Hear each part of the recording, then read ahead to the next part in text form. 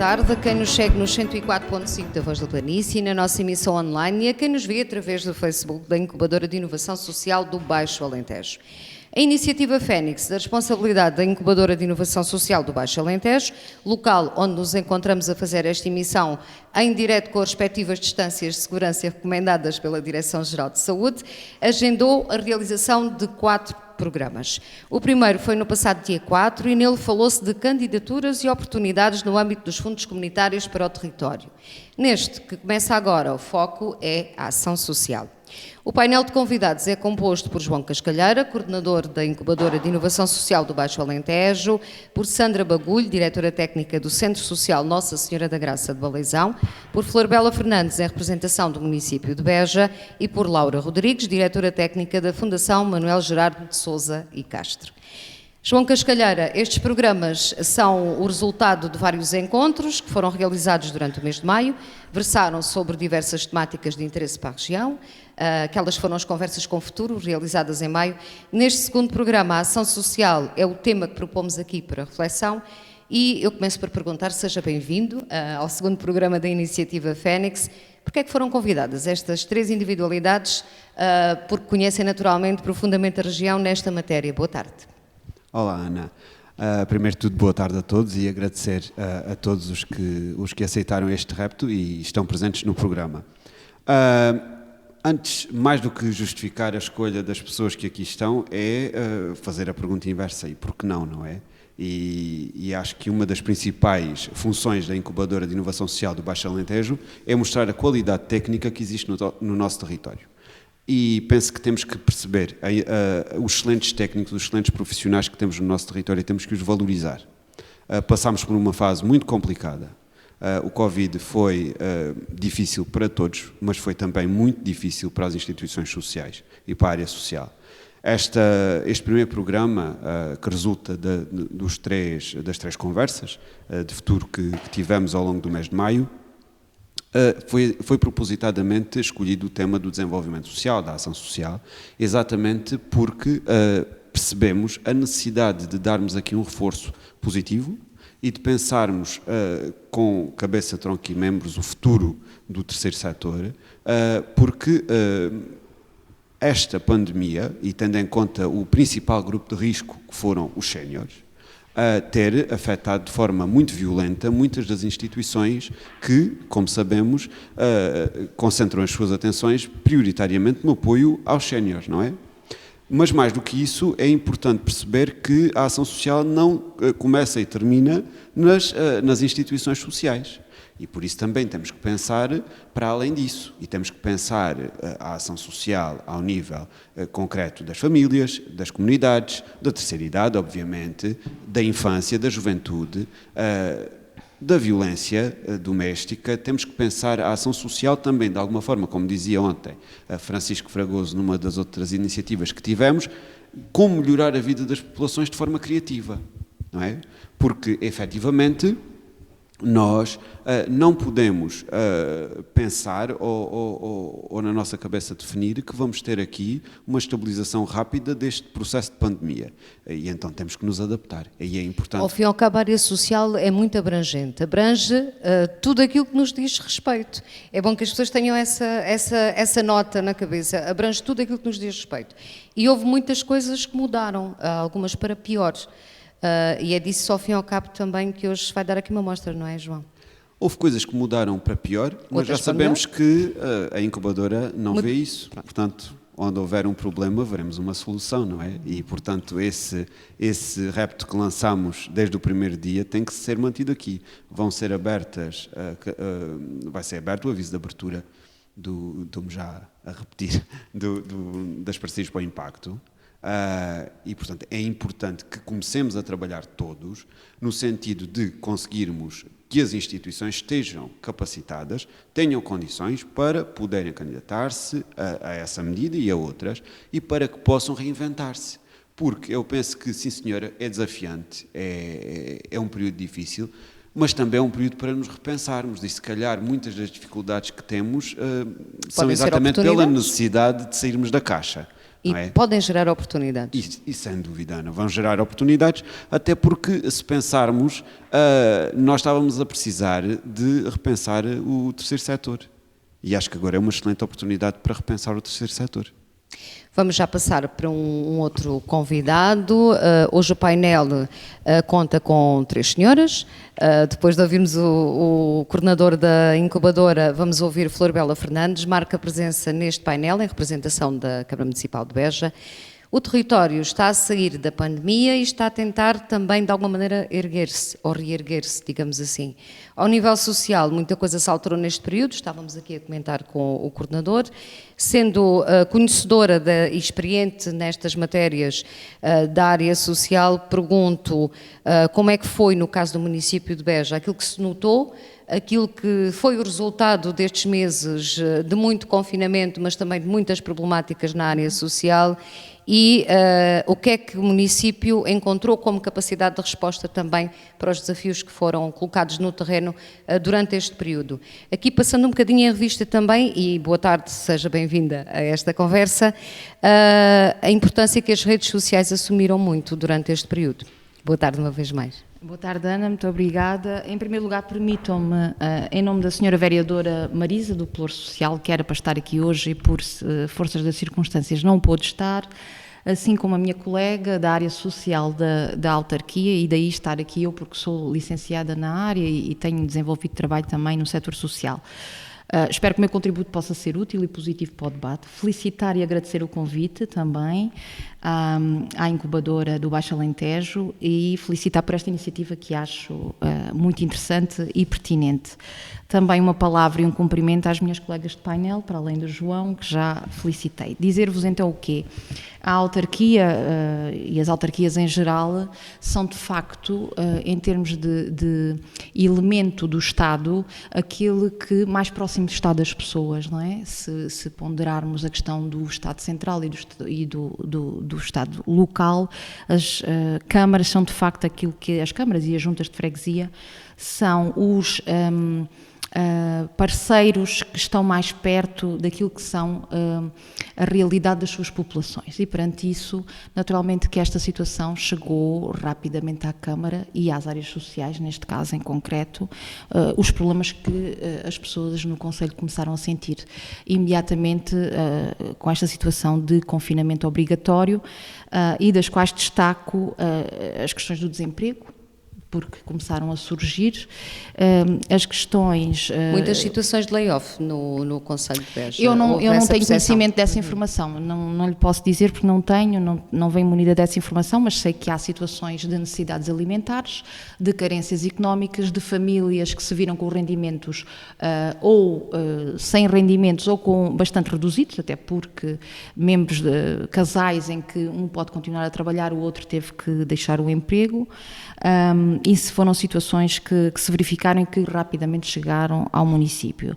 Depois, toda a questão de insegurança e de medo e de ansiedade que esta situação causou a todos, e que efetivamente chegaram também à área social, até por força daquilo que é a nossa intervenção em determinados grupos e setores que nas áreas sociais são já por si sujeitos a problemáticas e situações mais graves, e que numa situação de pandemia e de saúde pública e intensificou-se essa situação. Posso-vos falar, por exemplo, da questão dos bairros sociais, da habitação social, das pessoas que vivem em habitação social e também da comunidade cigana, que tem uma relevância significativa neste concelho. Foram logo grupos que nos preocuparam particularmente face à situação de saúde pública que estávamos a viver.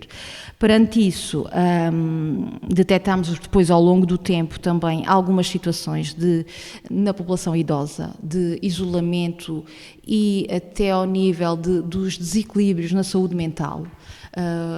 O ser humano não nasceu nem vive isolado, ele é um ser social, e os idosos já por si, e principalmente o Alentejo, que tem uma população significativamente envelhecida, e em situações de isolamento não só social, mas também físico, causa da questão dos distanciamentos, esta problemática, esta questão da saúde mental também apareceu nos serviços e deu-nos, de facto, surgiu preocupações. Em resposta a isso, a nossa principal preocupação no município foi criar uma equipa de resposta imediata àquilo que eram os problemas que iam surgindo e que também nos chegavam, e agora vou tocar aqui nas minhas colegas de painel, das nossas parceiras estratégicas, que são as IPSS do Conselho, as associações do Conselho, que trabalham diretamente com muitos destes grupos.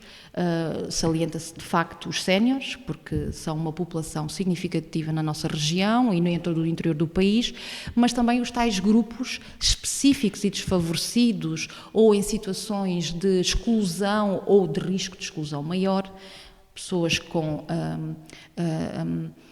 relações frágeis em termos de emprego, pessoas em situação de familiares com incapacidades e com deficiências e que tiveram que dar apoio, comunidades, como já vos disse, que vivem em situações, do ponto de vista da saúde pública, eram muito relevantes atuarmos, e com a criação dessa equipa, em estreita parceria com as organizações que estão no terreno, atuámos e tentámos atuar de forma célere. Eu acho que em termos de intervenção social, a pandemia, permitam-me dizer isto, já é um hábito e faz parte da nossa intervenção, trabalharmos com problemas sociais graves, com situações de risco, com problemáticas difíceis de combater, porque muitas vezes são estruturais, os problemas não são conjunturais, e esta pandemia, que é um problema conjuntural, veio intensificar, veio aumentar o número de problemas conjunturais e veio intensificar os que são estruturais, não é? Aqueles que já sofriam e padeciam de problemas aumentaram e viram a situação ainda mais agravada por esta situação. Mas eu acho que, na minha opinião, e as minhas colegas podem-me depois ou corrigir ou refletir comigo sobre essa matéria, aquilo que foi a grande novidade para a área social neste combate foi a urgência da resposta. Nós vimos, foi de um dia para o outro. De um dia para o outro. A urgência da resposta, algo problema que ninguém novo, tinha pensado isso, e que não problema conhecia, completamente novo, de impacto global, não era a família A nem o grupo B, era comunitário, não é? Porque todos interferem com todos. Esta urgência, esta iminência da resposta e, por outro lado, a vivência que nós, instituições e nós, serviços sociais, também tivemos de gerir aqueles que dão a resposta aos que estão fora e que precisam de nós. E nós que estamos a dar a resposta e aqueles que estão a dar a resposta também têm medos, também têm ansiedades, também têm problemas, famílias. E esta gestão, esta abordagem nova foi de facto a mais difícil. Para mim a mais difícil e inovadora na perspectiva da intervenção social em resultado da pandemia, não é? Deste problema novo, desta situação que fomos confrontados. Muito obrigada. Vamos falar com Laura Rodrigues agora. Certamente sente também muitas destas questões que ouvimos Flor Bela Fernandes aqui a referir. É diretora técnica da Fundação Manuel Gerardo de Sousa e Castro. O domínio dos conhecimentos é para uma área bastante complexa: crianças, jovens, famílias, mulheres, violência doméstica. Digamos que é um grupo pesado, bem pesado. E também conhece bem os problemas dos colaboradores do terceiro setor. Há pouco falámos nele, João Cascalheira fez essa referência aqui, que também era importante evidenciar o trabalho imprescindível durante esta pandemia de todos aqueles que dizem respeito ao terceiro setor. E aqui, no caso da Laura Fernandes, enquanto diretora técnica de uma instituição que tem crianças, jovens, mulheres, todas estas questões, como é que isto foi? Todas as situações se agravaram, suponho. Boa tarde e seja bem-vinda. Muito boa tarde. Peço desculpa, que a rouquidão é algo que me caracteriza. Boa tarde aos ouvintes, boa tarde aos colegas de painel e quero começar por agradecer a oportunidade de podermos fazer esta viagem conjunta de partilhas do período que vivemos da pandemia do Covid-19. Efetivamente, portanto, a minha área de intervenção é a infância e juventude. mas por detrás das crianças estão as famílias, por detrás das famílias estão outras instituições, portanto, como a Ana disse muito bem, temos aqui, e ao longo desta pandemia pudemos conviver e pudemos assistir a vários constrangimentos e a várias situações. A pandemia, efetivamente, como a Flor Bela estava a dizer, nós do setor, do terceiro setor e da ação social estamos habituados a viver desafios, portanto a nossa intervenção muitas das vezes é programada e planeada com base nos desafios que vamos enfrentando, contudo este desafio foi completamente imprevisível e incomparável pela sua dimensão, impacto e urgência, gravidade. não é? E gravidade. Pois, e gravidade também, claro. No acolhimento residencial, desde o dia 13 de março de 2020, nós vivemos um dia de cada vez a tentar reajustar a intervenção que carecia de acompanhar o ritmo diário das informações que íamos recebendo, dos pontos de situação, das recomendações, das orientações da Direção-Geral de Saúde, da Segurança Social, da nossa tutela, no caso das instituições particulares de solidariedade social. Este ritmo acelerado levou a que nós nos tivéssemos que reajustar, muitas das vezes sem conseguir refletir efetivamente nas necessidades e no impacto da nossa intervenção, barra operacionalização face às necessidades. Portanto, no acolhimento o primeiro passo foi informar, e aqui julgamos que foi muito importante, informar as crianças e jovens e os colaboradores do que estava a acontecer, ainda que a comunicação social passasse essa informação. Foi importante clarificar dúvidas, desmistificar receios, tranquilizar as crianças quando nós, colaboradores, estávamos todos em pânico. Pronto, com medo, estávamos em pânico, temíamos pelas nossas vidas, pelas nossas famílias, contudo, a nossa missão no caso da Fundação, ser uma casa que acolhe crianças e jovens do sexo feminino onde possam crescer de forma harmoniosa, a nossa missão levou-nos, e é mesmo uma questão de missão, não só de profissão, levou-nos muitas das vezes a abdicar e a pedir aos colaboradores para abdicarem das suas dificuldades, das suas famílias, para se dedicarem ao acompanhamento das crianças que nos tinham sido confiadas ao abrigo da promoção e proteção. Isto foi um grande desafio, porque não é fácil quando todos somos chamados a cuidar dos nossos, a associar este cuidar também abdicando das nossas vidas pessoais. Fizemos um plano de contingência. O que é que isto significa? Tivemos orientações da Segurança Social para elaborar um documento para podermos nortear a intervenção. No acolhimento residencial e para as crianças e jovens é muito importante a questão da previsibilidade. E agora surge um contexto de imprevisibilidade, onde tudo o que tínhamos definido em termos de procedimentos e de orientações mudou. Pronto. Eu não queria, e foi isso que me foi pedido, só focar na questão, na perspectiva das crianças e jovens em acolhimento, mas também relembrar que todas as crianças e jovens, portanto, infância e juventude, e aqui permitam-me relembrar todas as crianças e jovens vivenciaram este desafio. O que é que foi diferente? Foi diferente o contexto em que se encontravam, as condições em que tinham, portanto, e aqui, perante este desafio, eu posso dizer um dos aspectos que consideramos como conquista foi que efetivamente se têm portado e estão-se a portar como os verdadeiros heróis. Desde o dia 13 de março, que temos 36 crianças e jovens dos 9 aos 18, confinadas a um espaço longe das famílias, que é esta a exigência acrescida neste novo desafio. Nós, Fundação, Casa Pia, Buganvília, a Cerci Beja, o Centro de Paralisia Cerebral, portanto, quando se fala em crianças e jovens também temos que ter atenção às crianças e jovens com necessidades específicas individuais, com limitações, com incapacidades, porque estas então tiveram um desafio muito mais acrescido, porque, por exemplo, para utilizar instrumentos de prevenção, com máscara, como comunicar em língua gestual portuguesa. Como se o toque é fundamental para a vida da população cega, como evitar o toque e continuar com o distanciamento. Portanto, desafios para todos, mas não da mesma forma, não no mesmo ritmo para todos.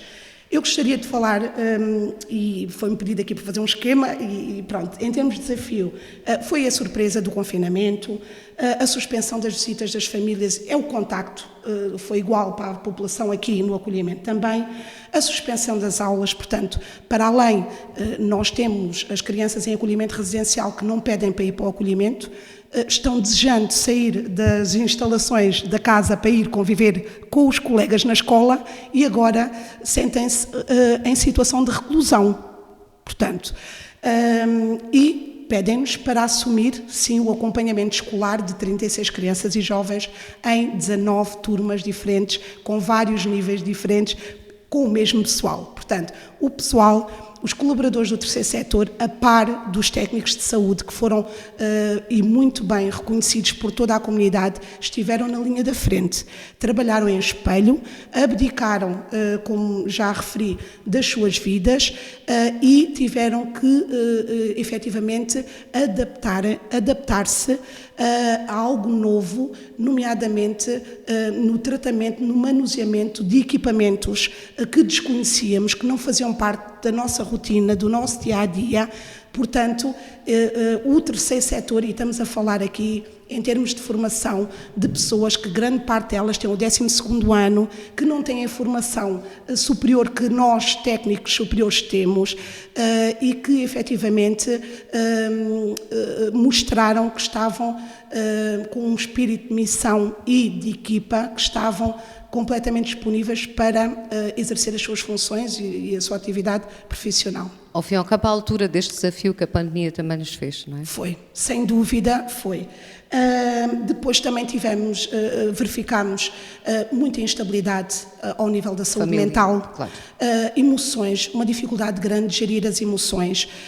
Esta dificuldade de gerir as emoções e a instabilidade teve consequências no comportamento, comportamentos mais agressivos, desafiantes, opositores, que colocavam em causa as suas vidas, nomeadamente com as fugas, com automutilações, com agressões entre pares e com os colaboradores. Portanto, nós tivemos, desde o dia 13 de março, uma maior dinâmica e muitos mais desafios que, por norma, costumamos ter.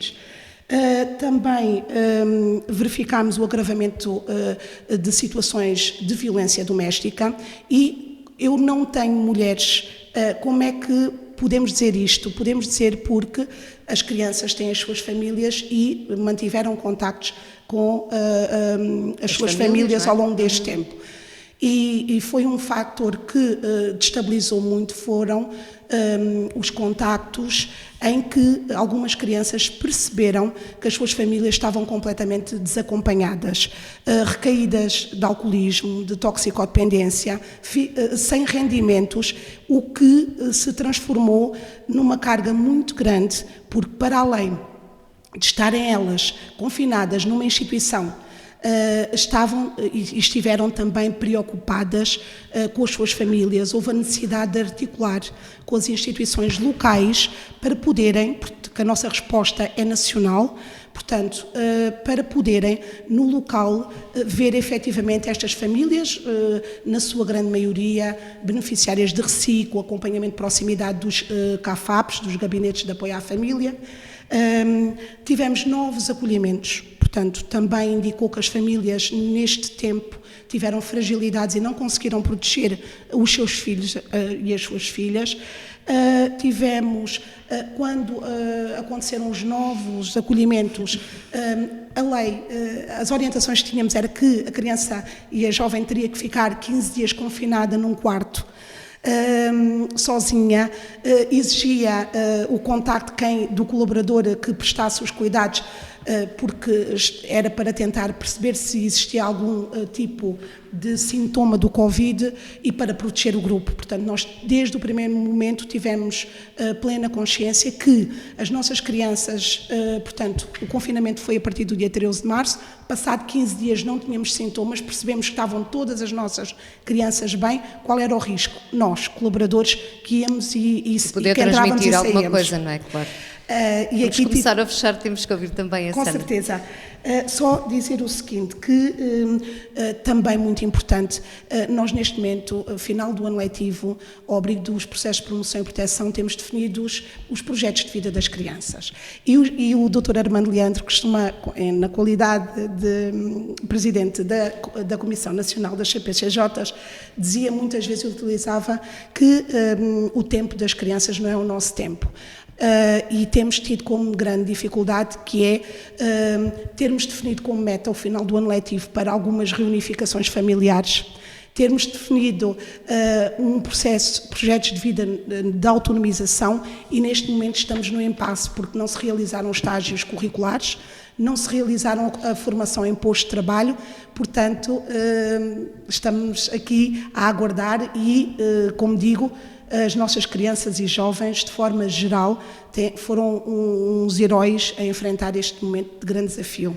Há pouco foram referidos aqui os profissionais de saúde, que foram os verdadeiros heróis nesta circunstância, mas todos aqueles que trabalham na área social também foram verdadeiros heróis, os da comunicação social, os bombeiros, a GNR, a PSP, todos aqueles que precisavam de ir à rua para recolher o lixo das ruas, não nos podemos esquecer de ninguém, desde todas as profissões que estiveram sempre, que tiveram de alguma forma não o dever de estar confinados, mas está sempre desconfinado, foram os verdadeiros heróis durante este período e fica aqui também a referência.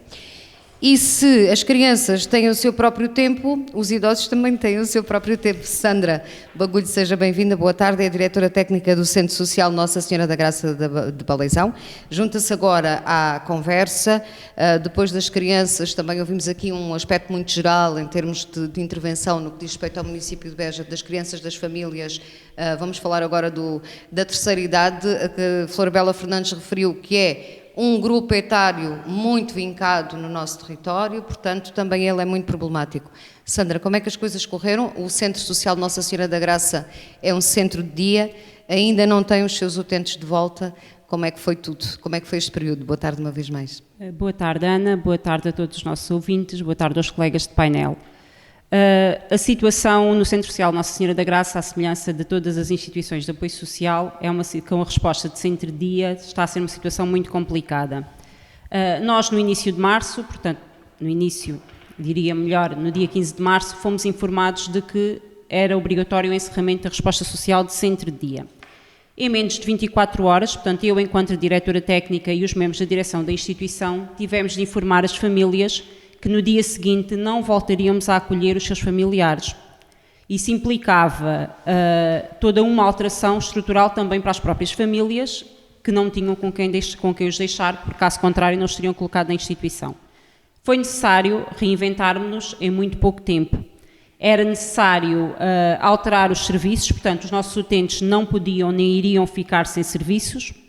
Foi necessário domiciliar 30 utentes, ou seja, os nossos 30 utentes de centro-dia, que são de diversas freguesias, desde o Penedo de Gordo, a localidade do Penedo de Gordo, Beja, Nossa Senhora das Neves e Baleisão, portanto passariam a estar no domicílio e a receber aí os serviços principais para a satisfação das suas necessidades básicas de vida diária.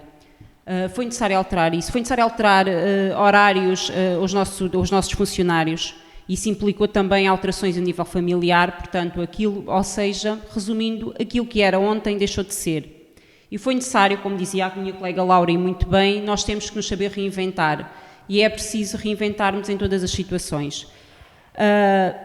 Este confinamento, para os utentes, portanto, para quem estava habituado a diariamente ir para a instituição, tinham um objetivo de vida, como nós costumamos dizer, portanto, tinham horários para cumprir, tinham atividades na instituição diariamente e de um dia para o outro, literalmente, passaram a ficar confinados ao seu domicílio.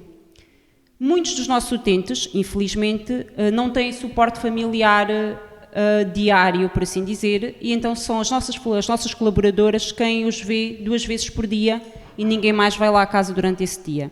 Portanto, estamos a falar num agravamento de uma situação de isolamento social, portanto, muito grave. Estamos a falar, muito notório já, o déficit cognitivo. Estamos a falar de uma mobilidade muito reduzida, ou seja, diminuição da qualidade de vida. O que também se coloca aqui uma questão, que não sabemos quando reabrir o centro-dia, como é que vai ser para nós fazermos também depois este serviço? Vamos ter que reiniciar todos os serviços. Os técnicos do projeto Convida, portanto, que é um projeto que nós temos de envelhecimento ativo, também não podiam, de acordo com as orientações, ir ao domicílio dos utentes. Tentaram fazer o melhor que podiam, mas não podiam fazer fazê-lo presencialmente. Como a Laura dizia também, e aqui também se notou, as situações de maior agressividade, diria quase situações mesmo de violência, também se verificaram algumas. Estamos a falar de cuidadores que o eram parcialmente, tanto a meio tempo, passa a expressão, passaram a ter que ser cuidadores a tempo inteiro. Temos muitos utentes com demência, portanto, cuidar de um idoso com demência, confinado a 4 paredes, 24 horas por dia, é desesperante. Isto leva a um esgotamento do próprio cuidador. E tudo isto são situações muito complicadas, ou familiares a terem que deixar de trabalhar para prestar apoio. Isto leva a situações depois de carências económicas, de carências sociais, portanto, falava a colega Flor Bela e bem, portanto, estão a chegar aos serviços de atendimento, quer da autarquia, quer os serviços de atendimento da Caritas Diocesanas, da Segurança Social. Em alguns casos, exponho até carências de emergência alimentar, certo? Muito, Ana, muito. Portanto, nós temos desde 2007 que funciona em Baleizão, portanto, através da nossa instituição, o Gabinete de Encaminhamento Social. Este Gabinete de Encaminhamento Social em Baleizão esteve sempre em funcionamento, uma vez que eu estive sempre ao serviço. Na Freguesia das Neves e de Bringel, que são gabinetes também são da nossa responsabilidade, não esteve presencialmente, mas sempre que era necessário os técnicos eram contactados, até porque na Freguesia de Nossa Senhora das Neves também sou eu a técnica responsável. As problemáticas maiores que nos chegam são exatamente de carência alimentar, portanto, são carência económica, são carências alimentares. Nós articulamos, portanto, a Caritas Diocesana de Beja está a fazer também atendimentos nas freguesias mensalmente, e na freguesia de Nossa Senhora das Neves e de Baleizão eu tenho uma articulação muito próxima com as minhas colegas. No que dizia respeito à carência económica, portanto, eu articulava, quer com a doutora Talma Carriço, quer com a doutora Raquel, para que fossem feitos então os apoios através do RECI e tentarmos articular entre todas a melhor forma de resolver as situações. Em termos alimentares, existem respostas, existem programas, são um bocadinho mais complexos. Porquê? Que tipo de respostas é que podemos ter em termos alimentares de uma forma mais imediata? Temos o Banco Alimentar, portanto, quer a Freguesia das Neves, quer a Freguesia de Baleizão, tem protocolo com o Banco Alimentar. Mas estamos a falar de uma instituição, portanto, Instituição Banco Alimentar, que sobrevive da recolha de géneros alimentares que são feitos donativos 2 vezes por ano, como nós sabemos, é feita a recolha nas superfícies comerciais, o que não aconteceu. Portanto, estava uma recolha agendada para o mês de março, a final de março. Que não se verificou? Que não se verificou, ou seja, os géneros alimentares do Banco Alimentar neste momento já não são, portanto, na quantidade que era normal, ou seja, quando nós recebemos mensalmente, e ainda esta semana fomos buscar os géneros alimentares, já se nota que, portanto, que o Banco Alimentar só dá às instituições aquilo que recebe. Portanto, está a haver também donativo de frutas, e isso é importante também referir que há muitas associações e empresas que estão a tentar apoiar o Banco Alimentar, mas os géneros alimentares já são muito menos, tendo em conta a situação, o que significa que o apoio alimentar através do Banco Alimentar que estamos a dar também já é muito insuficiente. Para além deste apoio do Banco Alimentar, que consegue ser de uma forma mais imediata e conseguimos fazê-lo numa questão de emergência, há outros 2 que é importante aqui salientarmos e que têm a ver com a emergência alimentar. Portanto, são 2 respostas, uma delas é a cantina social e o outro é o programa operacional de apoio às pessoas mais carenciadas. Estes 2 programas são programas, portanto, da Segurança Social. Para beneficiar destes programas é necessário que as pessoas tenham um processo social aberto e têm que recorrer ou ao atendimento social da Segurança Social ou então aos serviços de atendimento e acompanhamento social, o que aqui em Beja, no nosso caso, é na Caritas Diocesana de Beja. Portanto, é lá que têm que ser feitos os primeiros atendimentos e reconhecida e avaliada a necessidade por parte das minhas colegas, é feito o encaminhamento para estas respostas, que depois são protocoladas, no caso das cantinas sociais, com outras associações, como é o caso, por exemplo, do nosso Centro Social Nossa Senhora da Graça, que temos acordo para a cantina social. Claro está que os acordos que existem, aquilo que a Segurança Social, os acordos que a Segurança Social consegue fazer, muitas das vezes também não são suficientes para a procura, porque exatamente, diziam as minhas colegas e bem, estão a surgir situações de emergência, há por vezes até de grupos grandes de imigrantes que também temos e que também estão com algumas situações e que nós não conseguimos dar resposta, pelo menos no âmbito dos protocolos. Portanto, podemos dá-lo e recorrendo àquilo que é a ética das instituições e aquilo que é a nossa ética profissional, mas com pro bono, passa a expressão, portanto, a ser assegurado pelas próprias instituições. Também gostava de referir que no Programa Operacional de Apoio às Pessoas Mais Carenciadas, portanto, este próprio programa começou aqui em Beja com 352 beneficiários e tendo em conta, e quando eu digo Beja, digo, portanto, através da Caritas Diocesana, é o Concelho de Beja, Cuba, Vidigueira, Ferreira e Alvito. São os concelhos que a Caritas Diocesana de Beja está a apoiar através deste programa, do qual é promotora e mediadora, e que estão previstos, este aumento já foi aprovado para 520 beneficiários em junho, e de agosto a maio de 2021 para 704. Portanto, estes números estão a ser, portanto, foram alargados e foram aprovados tendo em conta aquilo que é a situação do país e aquilo que se prevê que vai ser o agravamento da situação económica e social que está a decorrer. Não é uma perspectiva boa, não é? De todo. De todo. De todo. Obrigada, Sandra, também. Eu voltava agora à Laura Fernandes e aqui vou-vos pedir que sejam um pouco mais sucintas, que nós alargámos um pouco nesta primeira fase, mas também as situações eram tão importantes ser aqui descritas que valia a pena deixar claro aquelas têm sido as vivências que aqui representam. Laura, está feito o diagnóstico, o seu foi bem difícil, embora também tenha referido que há conquistas que foram feitas. Certeza. E isso também é o mais importante, Com não certeza. é? Para o futuro, o que é que vai ser feito? Nós, ao longo desta pandemia, em termos de conquistas, como eu já referi, tivemos o comportamento exemplar das crianças e jovens, dos colaboradores, redescobrimos competências individuais, aproveitámo-las, valorizámo-las e vamos no futuro contar com elas. As pessoas demonstraram grande disponibilidade, não só os colaboradores, mas assim como a comunidade civil. Nós temos verdadeiramente que agradecer porque, de forma individual, empresas, houve sempre a lembrança aqui no concelho, na cidade de Beja, no concelho de Beja, da situação em que as crianças e jovens se encontravam em acolhimento residencial e algumas ofertas, uns miminhos no sentido de tentar amenizar esta situação que as pessoas reconheceram que era difícil. Também referir aqui que uma conquista foi efetivamente o trabalho com os parceiros. A bem da verdade, o desafio era um desafio individual de instituições, mas ia para além disto.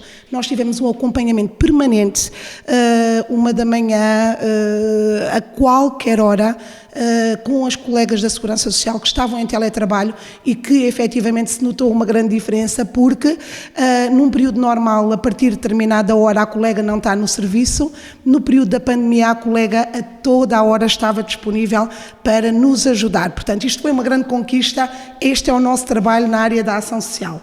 A entreajuda entre parceiros, a necessidade, o reconhecer, não em termos de competitividade, mas reconhecer como é que as outras instituições estavam a fazer, como é que nós podemos fazer, disseminar boas práticas, o apoio dos organismos institucionais, Câmara Municipal de Beja, Juntas de Freguesia, o Hospital, a Saúde Pública, o Departamento de Saúde Mental, os projetos locais, o Convida, o CLDS. Tivemos aqui também, beneficiámos da ocupação dos nossos idosos que fizeram máscaras, a comunidade, pessoas particulares, costureiras, preocupadas como é que nos poderiam ajudar e realmente isto foi fantástico.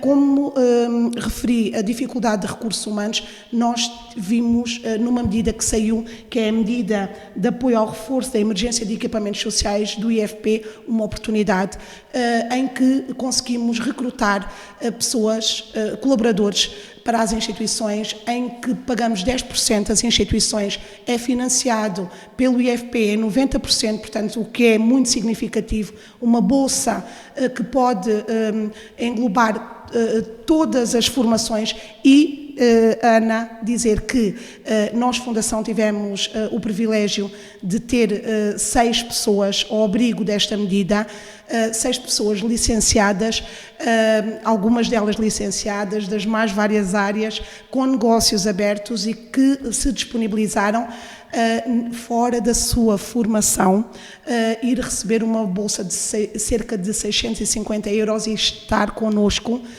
durante 3 meses a ajudar a melhorar a nossa intervenção.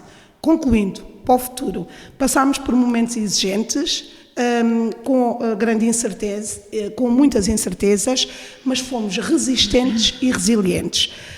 Vamos redefinir, vamos reajustar, vamos repensar a intervenção, conjuntamente setor público e setor privado, e devemos encarar a situação como uma oportunidade para inovar, criar, renovar com motivação, empenho e criatividade a intervenção. E no caso do município de Beja de Flor Bela Fernandes, voltando a si, como é que vai ser? Quais são as perspectivas no futuro próximo? Eu concordo que seja importante nós pensarmos no futuro, mas eu acho que o futuro, uma coisa que a pandemia nos ensinou, é que o futuro é o dia-a-dia e não é conveniente nós fazermos planos a longo prazo, porque as circunstâncias da vida podem mudar. E é nessa perspectiva que a autarquia está, dia-a-dia, perante as necessidades, perante aquilo que são as suas estratégias, aquilo que estava planeado e respondendo a esta situação atípica e completamente nunca imaginável antes, e mantendo ao mesmo tempo a sua atividade, aquilo que era a sua estratégia que tinha definida para o Conselho e para intervir. O município tem uma intervenção, de facto, nesta matéria, direta e indireta, para combater todas estas problemáticas.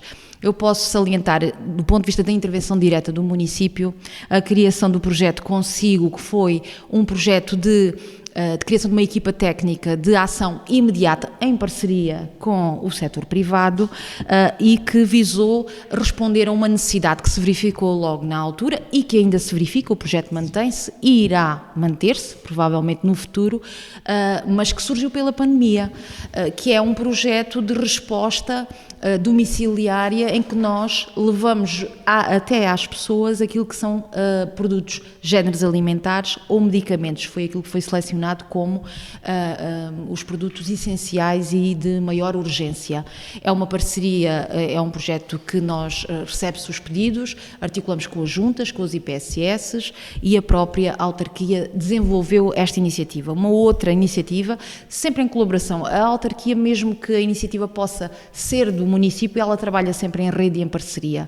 E a pandemia tem uma mais-valia nessa perspectiva. Se nós já tínhamos o hábito de trabalhar em parceria, e existia de facto, e na ação social é fundamental termos esta visão, existia de facto a consciência de que o trabalho em parceria é estratégico e é muito mais consistente e estruturante do que trabalharmos isoladamente. A pandemia veio trazer isso, pôr isso às claras, e o que se verificou também foi que esta tal emergência, esta tal urgência, esta tal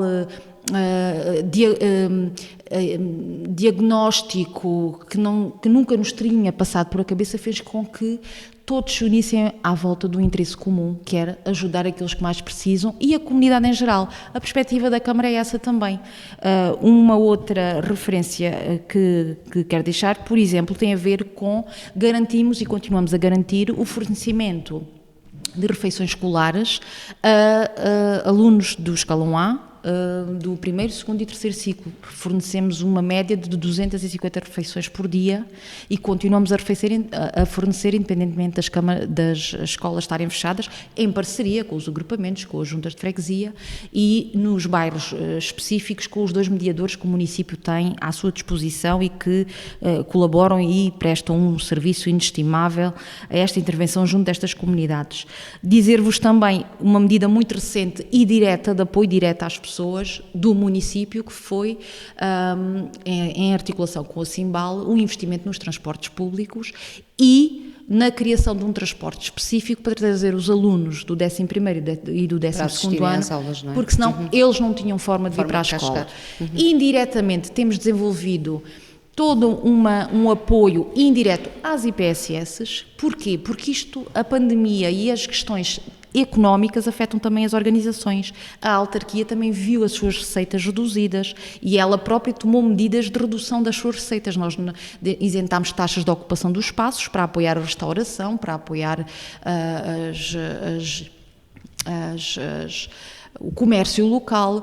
Nós criámos um programa que se chama Compra em Beja para potenciar e para promover e incentivar as pessoas à dinamização da economia local, porque a dinamização da economia local pode vir a responder às questões de desemprego, são questões estruturais.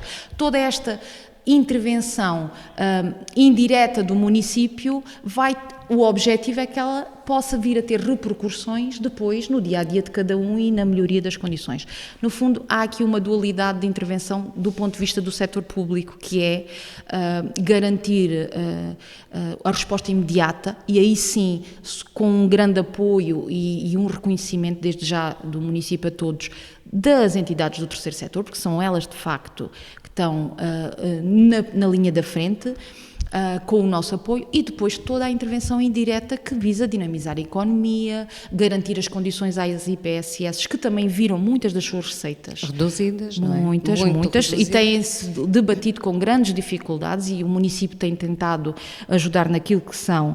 Eu posso dizer que entre março e agora há aqui já um reforço de investimento do município de cerca de 250 mil euros em todo o movimento associativo, e a área social é uma das que está abrangida, mas todas as outras, a cultura, o desporto, porque essas áreas têm famílias que se viram em situações sem atividade económica, sem fazerem poderem desenvolver aquilo que era o seu trabalho, a sua dinâmica, e que se viram confrontados com esta situação. Vamos encerrar também? Encerrar só para dizer, em termos de futuro, uma perspectiva que eu acho que me fica a mim, e penso que poderá a muito mais pessoas, que é o espírito de solidariedade que surgiu com a pandemia, porque de facto houve momentos em que houve uma grande união e solidariedade das pessoas em combatermos este problema, e todas as circunstâncias inesperadas que surgiram, e acho que esse é o grande ensinamento que ela também nos deixa,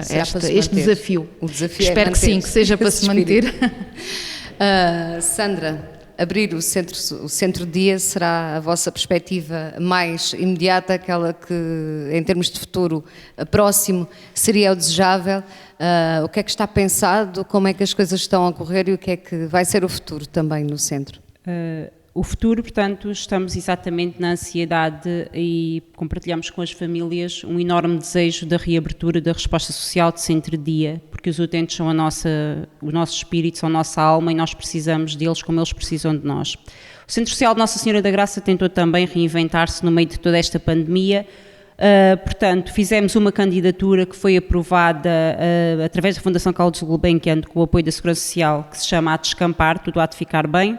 Portanto, com a suspensão da resposta social de centro-dia, houve a necessidade de domiciliarmos os serviços e de apostarmos na melhoria da qualidade dos serviços. Portanto, para além de garantir a satisfação das necessidades básicas dos utentes, assumimos que a sua saúde mental e física eram essenciais e definimos como prioridade o combate ao isolamento através de meios tecnológicos, garantindo que retardávamos a sua degradação cognitiva e motora.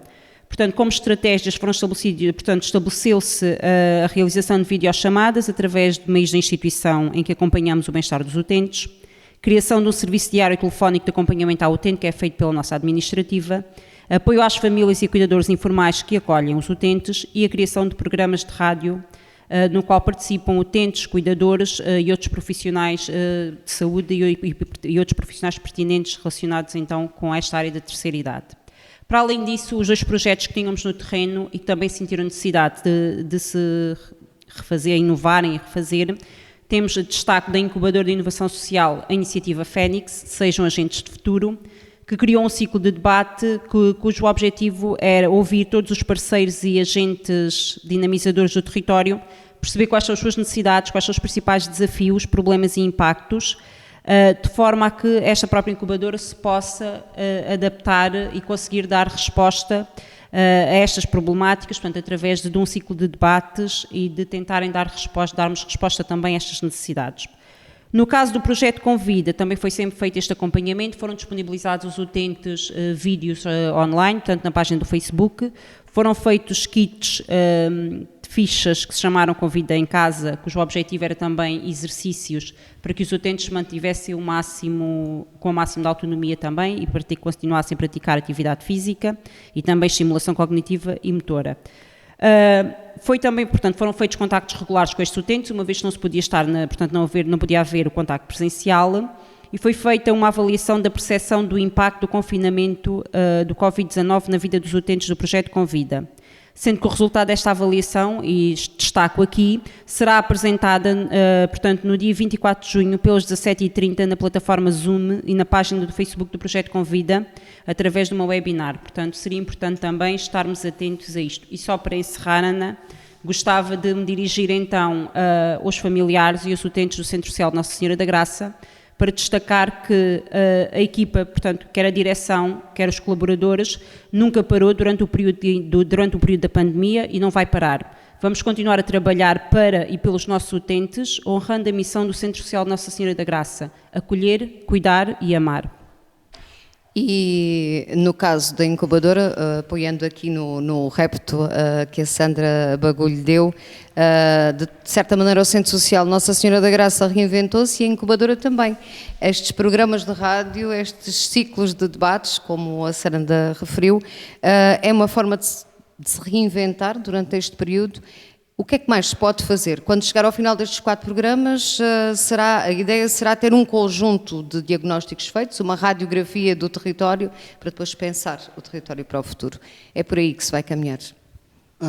Ana, há aqui uma coisa que é muito importante e que fica, e mais uma vez fiquei muito satisfeito com este momento que criámos aqui. Penso que é muito importante esta questão de nós estabelecermos pontos de comunicação, de colocarmos os agentes a falar.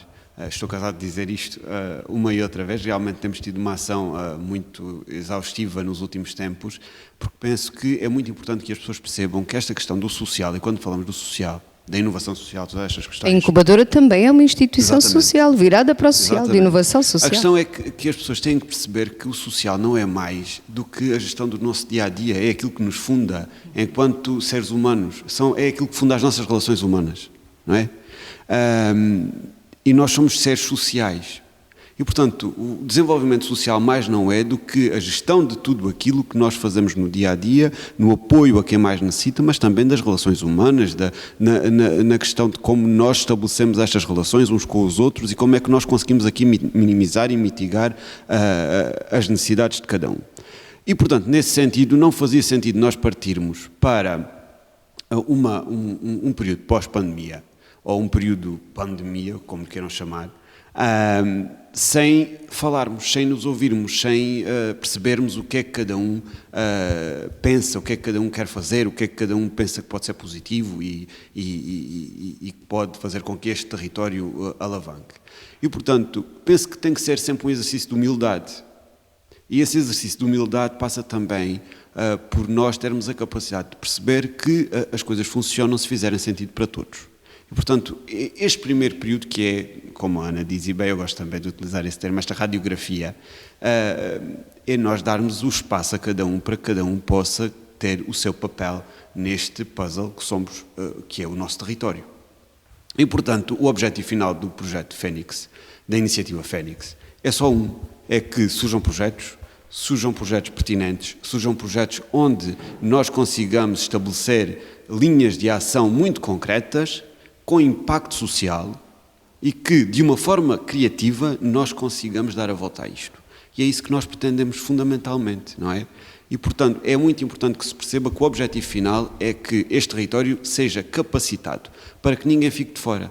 E temos que perceber isso de uma forma muito clara. As IPSS, as instituições, as empresas, as pessoas precisam de perceber que existem fundos, que existem verbas, que existem formas de serem apoiadas e nós estamos cá para isso. E que existem instituições, como a incubadora, neste caso, que também dá apoio nessa área.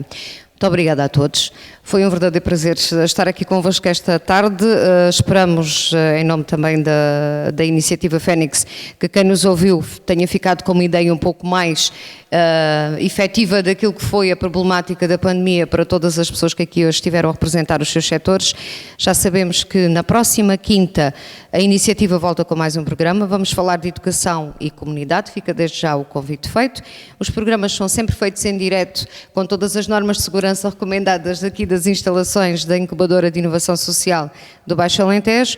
São acompanhados pelos 104.5, pela nossa emissão online e pelo Facebook da Incubadora. Até para a semana. Obrigada a todos.